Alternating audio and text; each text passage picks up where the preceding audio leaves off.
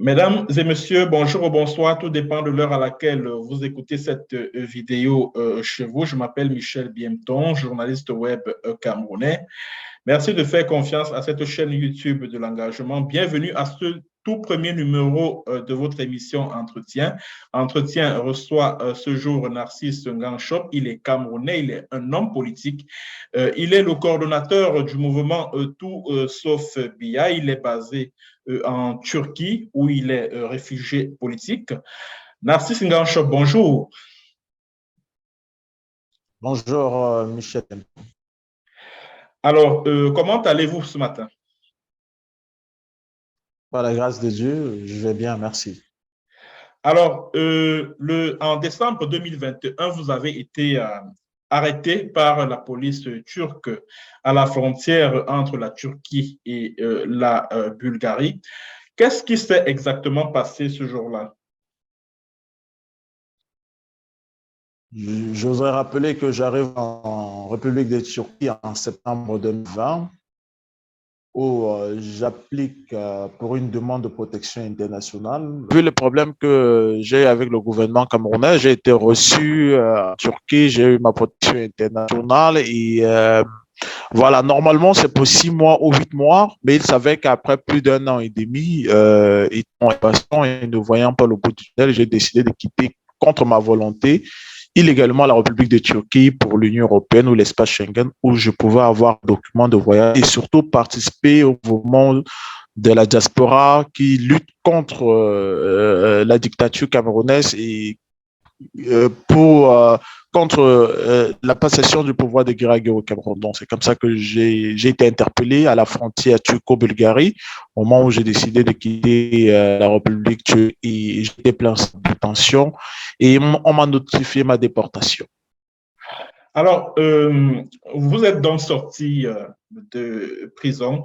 Racontez-nous un peu les circonstances de votre libération ainsi que les conditions de votre détention dans cette prison d'Erdin en Turquie, qui est une prison pour migrants.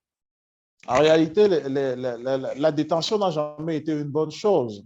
La détention n'a jamais été une bonne chose lorsqu'on est privé de liberté. D'ailleurs, j'ai fait un début d'AVC. Si vous observez bien mon visage, pour vous qui me connaissez, Michel Bienton, vous constateriez qu'au niveau de l'expression, il y a une légère déformation. C'est Observez vrai. bien au niveau d'elle. Vous allez vous rendre compte. Mm. Donc, c'est un début d'AVC que j'ai eu au camp de détention de RDN. Mais néanmoins, ma priorité, c'était de me battre pour ne pas être renvoyé vers la dictature du régime BIA parce que nous connaissons tous que si j'étais retourné au Cameroun, j'aurais été soit assassiné, soit des conditions de prison qui auraient précipité ma mort dans tous les cas. Donc, nous nous sommes battus avec mon avocate, Maître Sevda God, qui est une brillante avocate au bureau de Paris et au barreau de Paris et au barreau d'Istanbul, que je voudrais remercier ici d'ailleurs. Nous nous sommes battus et elle a fait opposition de cette décision d'expulsion devant le juge administratif. Après 3 mois, ça a été une bataille judiciaire longue. Après 3 mois, le juge administratif a rendu sa décision définitive selon laquelle, dans sa conclusion, je ne pouvais faire l'objet de renvoi aux frontières turques, non seulement vers le Cameroun, mais vers l'Afrique. Donc voilà, ça a été difficile. D'ailleurs, je voudrais rappeler que l'ambassade du Cameroun en Turquie est venue auprès du centre de détention de Indigné pour demander que je sois mis à leur disposition et qu'ils devraient s'assurer, ils devaient prendre en charge les frais de rapatriement au Cameroun. Malheureusement pour eux, étant donné qu'il y avait une décision il y avait une procédure judiciaire, ça ne pouvait pas se faire et la décision de justice est tombée au bon moment. Voilà. Ces autorités de l'ambassade du Cameroun en Turquie pensaient, croyaient qu'on était au Nigeria où ils ont réussi à kidnapper et puis renvoyer Ayoub Tabé et son cabinet au Cameroun. Voilà, ils ont cru. Vous savez, les dictatures, on dit le chien ne choisit pas la manière de s'asseoir. Voyez-vous, même si nous étions dans des pays, dans d'autres pays, ils auraient essayé. C'est comme cela que fonctionnent les dictatures. Alors, on leur a rappelé qu'ici, le judiciaire est indépendant. Dans quelles conditions est-ce que vous vivez en Turquie maintenant que vous êtes un homme libre? Oh, je vis pratiquement dans les mêmes conditions que depuis que je suis arrivé en Turquie. Vous savez, notre priorité, ou je dirais ma priorité, je pense, je me soucie beaucoup plus euh, euh, à nos compatriotes qui sont au pays parce que je suis conscient des difficultés du quotidien de nos compatriotes parce que pour nous, on a dépassé le niveau des besoins du quotidien. On n'a plus ce problème des besoins du quotidien. Mais depuis un certain temps, puisque j'avais créé une société au Sénégal qui s'appelle Transatlantique Dakar, c'est sans publicité, et cette société fait dans l'import-export, transport et logistique, et dans le conseil en immigration. Donc, ayant constaté que sur les réseaux sociaux, on peut euh, ouvrir des comptes sur les réseaux sociaux et travailler à partir des réseaux sociaux à défaut d'avoir un bureau physique quelque part. Donc, ce qui fait que sur les réseaux sociaux, je m'occupe en donnant des conseils en immigration, en aidant des personnes qui veulent appliquer pour certains visas, que ce soit des visas en ligne, tout simplement des visas Travail Canada, par exemple, comme j'ai des contacts avec quelques entreprises canadiennes qui recrutent à l'étranger. Donc voilà, j'essaie de donner des conseils et ça me permet de pouvoir m'occuper et de pouvoir vivre tranquillement. Alors, je vous ai présenté en ce début d'émission comme un homme politique. Vous avez battu campagne auprès de Maurice Kamto lors de la présidentielle de 2018. Vous avez participé à des manifestations des Camerounais de la diaspora qui revendiquaient la victoire de Maurice Kamto à cette élection présidentielle de 2018, qui criait qui disait non au hold-up électoral. Alors, en 2020, Maurice Kamto a décidé de ne pas prendre part au double scrutin législatif et municipal de 2020. Et lors de son récent meeting du côté de Nkonsamba, c'était le 8 octobre dernier, si je ne m'abuse, Maurice Kamto a annoncé que son parti prendra part aux élections de 2025. Qu'est-ce que cela vous inspire en tant que quelqu'un qui a participé à la campagne de Maurice Kamto lors de la présidentielle de 2018? Voilà, je voudrais dire ici que je ne regrette pas avoir apporté mon soutien au professeur Maurice Kamto en 2018. La preuve en est, il faut le reconnaître, il fut le vainqueur de l'élection présidentielle en 2018. Malheureusement, fort est de constater avec le temps que le professeur Maurice Kamto, qui est un immense juriste incontestable au niveau de la communauté internationale, n'est pas aussi fin politicien qu'il est juriste. Comme disait quelqu'un, on ne peut pas avoir de la maîtrise dans tous les domaines. Hélas, le professeur Maurice Kamto n'a pas une bonne connaissance des questions politiques ou des affaires, sur les questions politiques, je dirais. Le professeur Maurice Kamto l'a prouvé la première fois, c'est après les résultats de l'élection présidentielle, l'occasion qu'il a manqué de prendre le pouvoir parce qu'il était le vainqueur. Il n'a pas eu le courage nécessaire pour aller à la confrontation face à la tyrannie du régime de M. Ça, c'est une chose. Et il est difficile qu'il puisse avoir une seconde chance à l'avenir.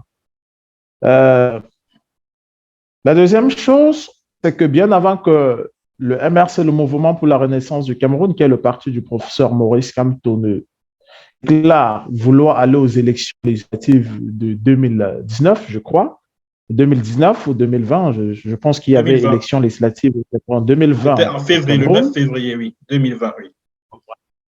Lorsque le mouvement de la Renaissance du Cameroun ne se prépare pour cette élection, j'ai été contacté, j'étais en exil au Sénégal. le président Kwemo Pierre, je prends à témoin ici M. Aristide Mbouna, le directeur de la chaîne télévision Afrique Informe, qui m'a contacté au nom du président du parti. Le président Kwemo avait pris les dispositions, d'après ce qu'il m'avait dit lui-même, pour pouvoir que je vienne pour être candidat aux élections législatives pour être député de la République. J'ai été appelé, d'ailleurs, le président Kwemo lui-même m'a envoyé l'argent du billet d'avion pour revenir au Cameroun pour être candidat à la députation. J'ai refusé. J'ai décliné cette offre tout simplement parce que je pensais que les conditions n'étaient pas réunies au Cameroun pour une élection crédible. Et ayant contesté le système électoral et l'élection présidentielle, je conteste le système électoral pour les législatives et municipales. N'oubliez pas qu'en 2013, j'étais candidat au municipal et c'est effectivement le système actuel qu'il y a eu fraude qui a permis aux partis au pouvoir de nous battre. Pourtant, nous avions gagné dans les urnes. Dans ma commune. Donc, j'ai décliné cela et j'ai été surpris que le MRC qui se préparait à aller aux élections, quelques temps après, s'est retracté à la dernière minute. Le professeur Maurice Kamto s'est retracté et a décidé de ne plus aller aux élections. Ça, c'est déjà une incohésion pour un homme politique de sa stature. Vous savez, en politique, il est très important la cohésion. Savoir, lorsque vous fixez un cap, suivre ce cap. Donc, il a fait un rétropédalage. Ça peut arriver. Nous avons plusieurs fois écouté le professeur Maurice Kamto dans ses déclarations qui disait qu'il ne peut y avoir aucune élection au Cameroun sans modification du système électoral. Un consensus pour la modification du système électoral. L'entendre dit qu'il ira à l'élection présidentielle. Maintenant, vous savez, on ne peut pas lire dans les boules de cristal et on ne peut pas définir une pensée à l'avance.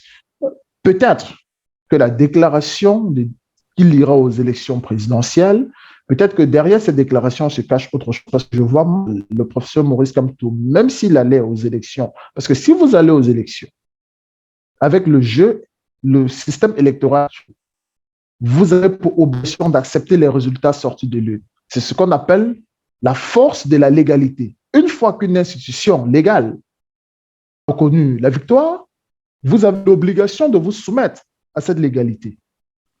Si vous voulez contester. Mais lors du meeting de Nkonsamba, Maurice Kamto a annoncé que son parti va remporter toutes ces élections. Quelles sont les chances de Maurice Kamto, justement, de remporter ces élections ou l'une des élections qui sont prévues en 2025? Déjà, vous devez savoir, gagner les élections et être proclamé vainqueur, il y a une grande différence. Oui, surtout que Elections Cameroun et le Conseil constitutionnel sont à la solde du dictateur Paul Biya. Tout à fait, nul doute. Le professeur Maurice Kamto est l'homme politique le plus populaire actuellement. Il faut le reconnaître. Gagner l'élection présidentielle, c'est une chose. Mais être proclamé vainqueur, c'est une autre chose. Et lorsque vous avez accepté d'aller aux élections pour une deuxième fois, et je vais vous dire que la force que le MRC ou bien les soutiens du professeur Maurice Kamto en 2018 ne seront pas les mêmes à la future élection présidentielle. Parce que beaucoup de personnes ont compris qu'ils n'avaient pas le courage nécessaire pour faire face au régime et se sont découragés. Je vais prendre pour exemple, lorsque le professeur Maurice Kamto lance un appel à la collecte des fonds, sans donner des raisons, j'ai beaucoup de personnes qui m'ont appelé plus tard en disant « Nous avons voté pour cette histoire parce qu'on pensait que c'était l'argent pour mobiliser, par exemple, les armes et aller à une confrontation face au régime de M. Biya. » C'est lorsque les gens ont commencé à dire qu'on leur a fait savoir qu'au fait, c'était un fonds Covid, parce que dans la première déclaration, on n'avait pas donné les raisons. On avait lancé un appel pour une mobilisation. C'est après qu'on nous a dit que c'était un fonds Covid.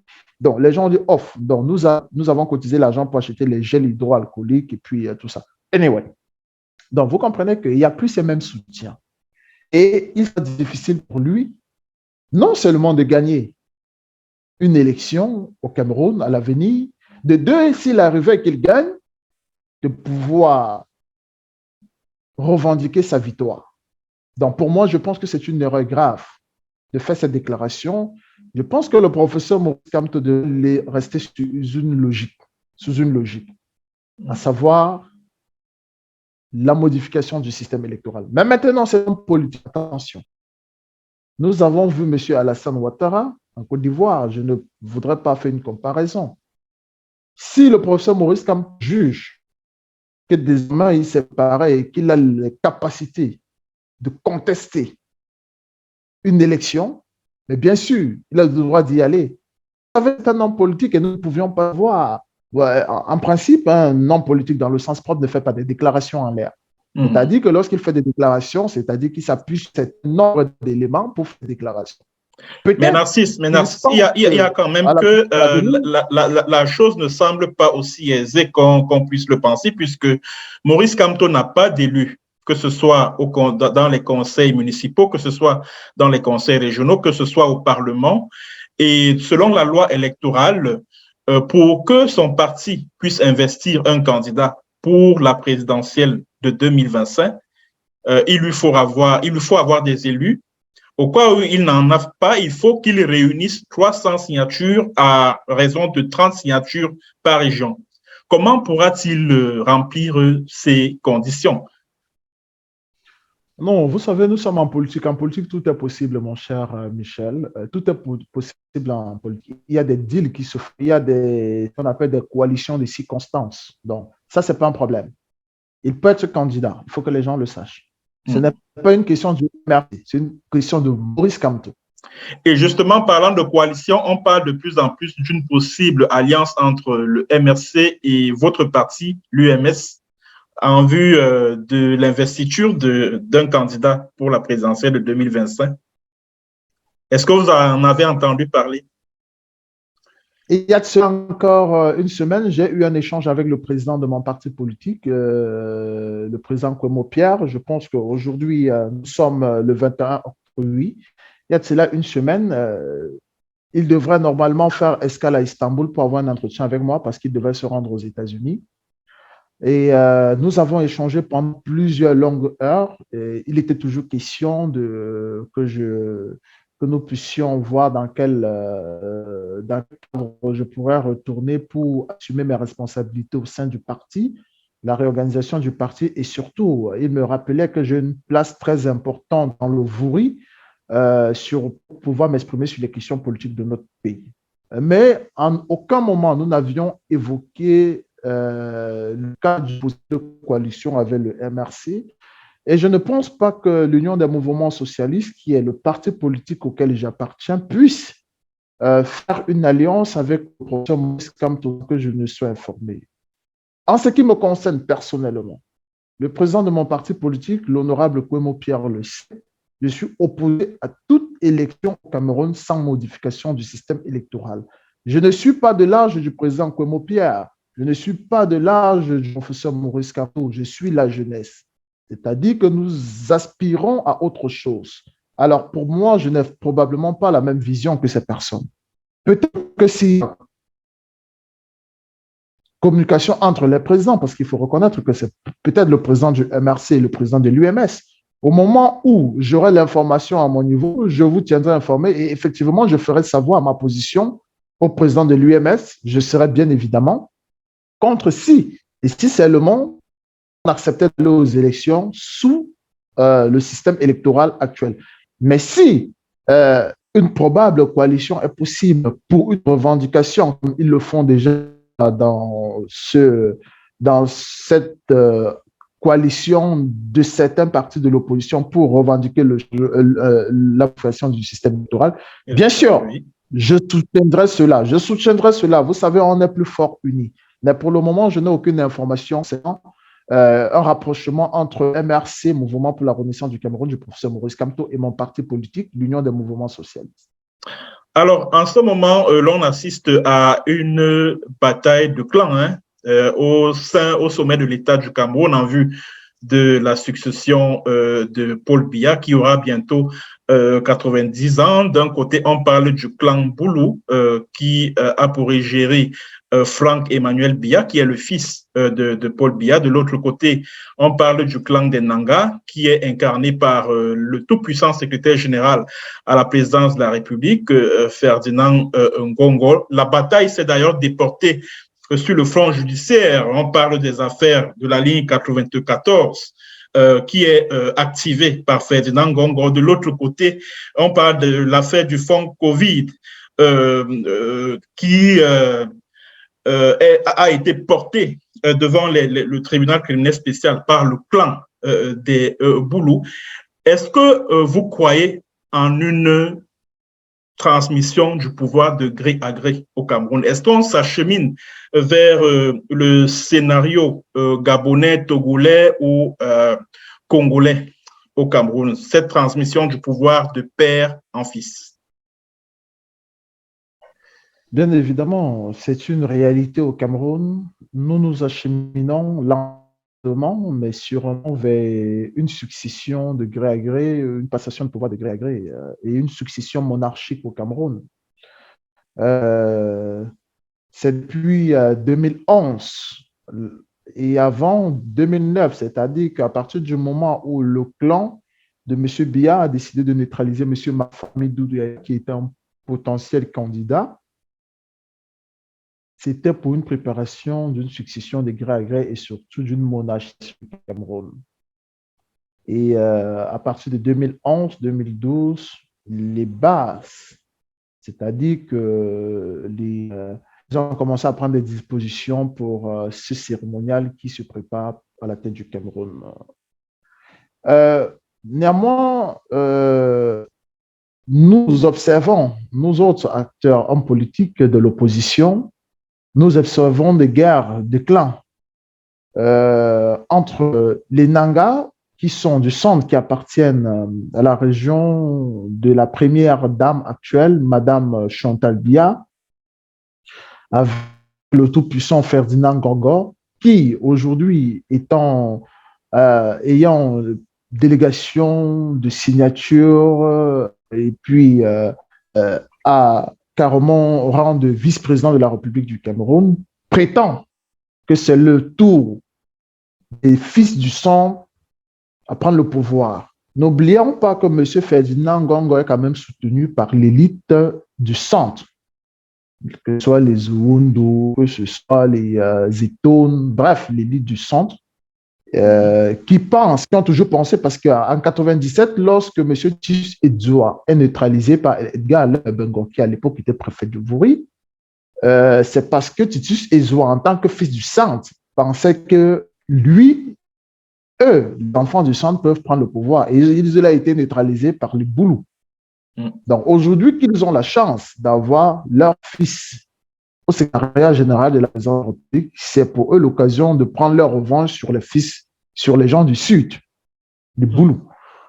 Alors, le plus grand des Boulous a été neutralisé, Edgar Alain Mebengor, mais toujours est-il qu'il reste un autre, même s'il n'a pas la carrure de M. Mebengor, qui est lui, Paul Motazeux, qui est l'obstacle. Oui. Quel l'obstacle, parce que ceux comme les Jacques Famdongo, dont je connais parfaitement, ce sont des soumis, c'est-à-dire qu'ils ont accepté, même s'ils peuvent jouer un double rôle, mais ils se sont soumis à M. Ferdinand Ngongor.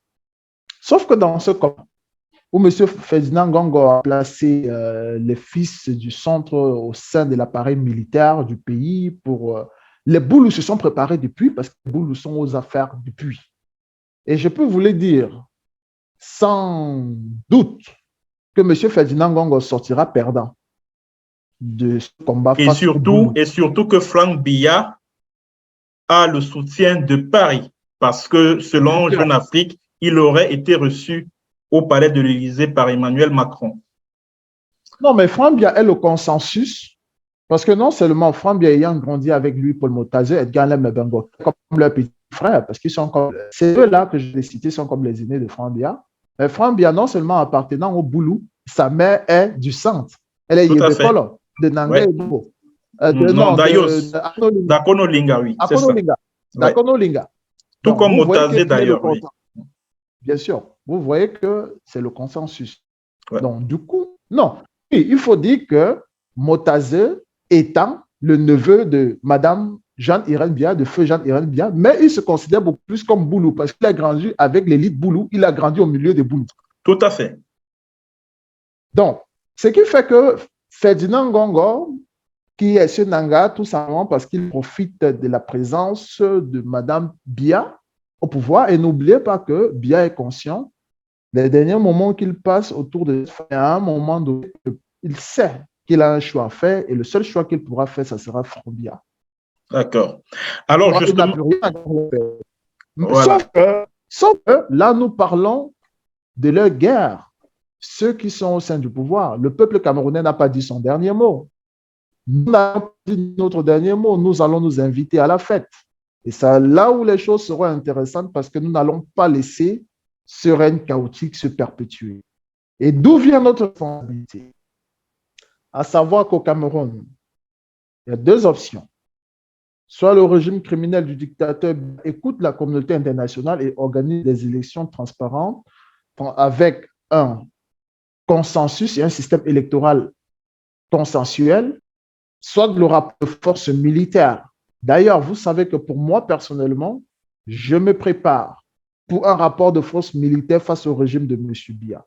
Ah bon? Parce que moi, soit nous engageons un rapport de force militaire pour récupérer notre souveraineté et donner au peuple camerounais des institutions fortes. Le président Djérolé la paix au Ghana avec ses camarades, soit nous laissons un règne de clientélisme, de sectarisme, de banditisme, de gangstérisme se perpétuer pour 50 ans encore avec M. Franck-Emmanuel Biya. Nous devons nous préparer pour le rapport de force. C'est de notre droit. Et j'appelle les Camerounais à se tenir prêts, particulièrement la diaspora camerounaise à se tenir prête pour un rapport de force face au régime de M. Biya. Alors, vous estimez que Paul Biya ne pourra, le régime de Paul Biya ne peut tomber que par la force, ne peut être renversé que par la force. Alors, quels sont les liens que vous avez? Parlez-nous de vos liens avec le mouvement pour la libération du Cameroun, ce mouvement rebelle qui a émergé dans la partie septentrionale du pays. C'était en décembre 2020. Alors, où en êtes-vous avec vos rapports avec ce mouvement rebelle? Alors, il faut dire que je crée le mouvement pour la libération du Cameroun dans l'optique de rechercher les moyens de financement pour engager une résistance militaire face au régime du dictateur Paul Biya. Je l'assume. Ouais. C'est de mon... Parce que dans mon pays, il n'y a pas une démocratie. Je ne prends pas les armes contre le peuple camerounais, mais nous devons prendre des armes contre une dictature qu'il y a au Cameroun. Ouais. Alors, lorsque je lance le mouvement populaire pour la libération du Cameroun, c'est pour inviter tous ceux qui peuvent soutenir le peuple souverain camerounais à se joindre à ma personne pour que nous puissions réfléchir sur les moyens conséquents pour faire face au régime du dictateur Biya et renverser ce régime que je juge illégitime dans notre pays. Tout à fait. C'est comme ça que je suis contacté dans mon Facebook par des jeunes militaires camerounais qui sont à l'extrême nord et qui me disent qu'ils apprécient ce que je fais et qu'ils adorent le nom du mouvement que j'ai créé. C'est comme cela que nous entrons en contact. Il y a beaucoup d'autres au Nigeria et puis ils ne sont pas seulement à l'extrême nord, au nord, dans la Damawa, à l'est. Donc, et parmi ces gars, beaucoup sont des jeunes soldats qui avaient été recrutés par le feu camarade capitaine Guérandim Bara, parce qu'il faut qu'à l'époque, lorsque les attaques commencent au Nord-Cameroun, il ne s'agit pas de Boko Haram. C'était le capitaine Guérandim Bara qui était en train de revenir dans son pays pour chasser le régime de M. Biya. Malheureusement, lorsque le capitaine Guérandim Bara a été assassiné, M. Aboubakar Shekawa, qui avait fait de la sous-traitance parce qu'il avait mis beaucoup d'hommes à la disposition de Guérandim, a récupéré ces hommes et commence à avoir des prétentions de créer un État islamique.